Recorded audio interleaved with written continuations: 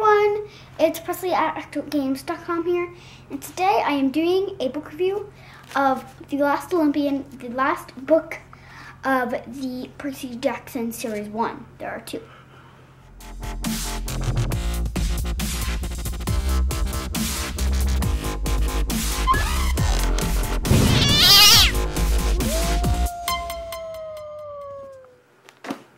So this and the whole series are really, really good. I mean, I picked it up and I couldn't put it down, really. I just spent most of my time like that. Just no matter where I go, I'd bring a book and I'd read it when I got bored. And then I would never get bored when I read it. So it's such a good book. I finished the series actually a long time ago. I was just really procrastinating on reviewing this. But it's so good. I'm going to redo the back so I don't spoil anything. All year, the Half-Bloods have been preparing for battle against the Titans, knowing the odds of victory are grim. Cronus' army is stronger than ever, and with every god and Half-Blood he recruits, the evil Titan's power only grows. While the Olympians struggle to contain the rampaging Mount Monster Typhon, Cronus begins his advance on New York City, where Mount Olympus stands virtually unguarded. Now it's up to Percy Jackson, army of young demigods, to stop the Lord of Time. In this momentous final book in the New York Times best-selling series, the long-awaited prophecy surrounding Percy's 16th birthday unfolds. And as the battle for Western civilization rages on the streets of Manhattan, Percy faces a terrifying suspicion that he may be fighting against his own faith. Okay, so as I say like 17 times in every book review, it's an amazing book. I can't put down. It's really good. So I'm going to tell you a little bit about what it said on the back, just in case you haven't watched the other book reviews, which you should. You should actually read the books. Just go read them. I'm going to wait for you to go read them.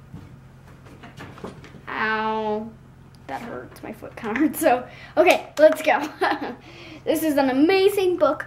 So the book is about Percy is fighting Cronus, who's one of the Titans, who wants to kill the Olympians and start ruling over Western. Who wants to really just get rid of Western civilization, so he rules everything and he says he's going to start a new age. So Percy tries to save Olympus and the Western civilization, trying to hold them back and keep them away. And fun fact, I've actually started learning Greek just today. I am practicing and I don't remember any of the phrases, so everything's okay right now. It's only my first day. I'm going to work on memorizing them, and maybe I'll do a series of vlogs on how to speak Greek. So it's based off of Greek gods and Greek myths and everything in this amazing story because they're real, and there's this place called Camp Half-Blood, which I am wearing the t-shirt for, which I made myself. For Camp Half-Blood, where all the gods, except for 4 of them, I believe. Yeah, 4 of them do not have children. All of them have children with human beings, and they are called Half-Bloods. And they are sent off to this place called Camp Half-Blood, where all the Half-Bloods are taken care of. They each have little cabins, and everyone lives there. But the main storyline revolves around a son of the Big Three.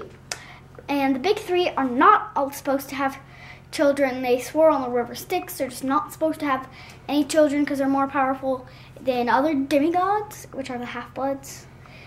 They're way more powerful than other demigods, but Poseidon happened to have one. And that is Percy Jackson.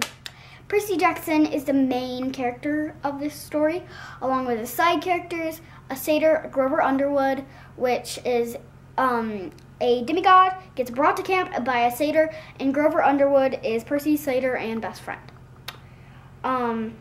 There's Annabeth Chase, which is Percy's best friend ever since. Also, I ship it. So, Percy's friend, I guess you could say, because some people don't ship it. I don't like those people.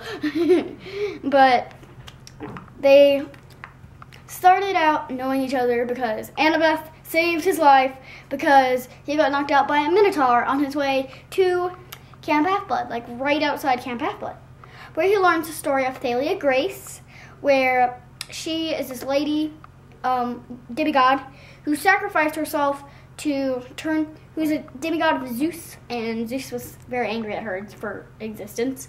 And she was the demigod of Zeus, and she fought to the death of the Cyclops, and she died by turning into a tree, which was not the satyr's fault. It was the Cyclops' fault. It was Zeus turned her into a tree.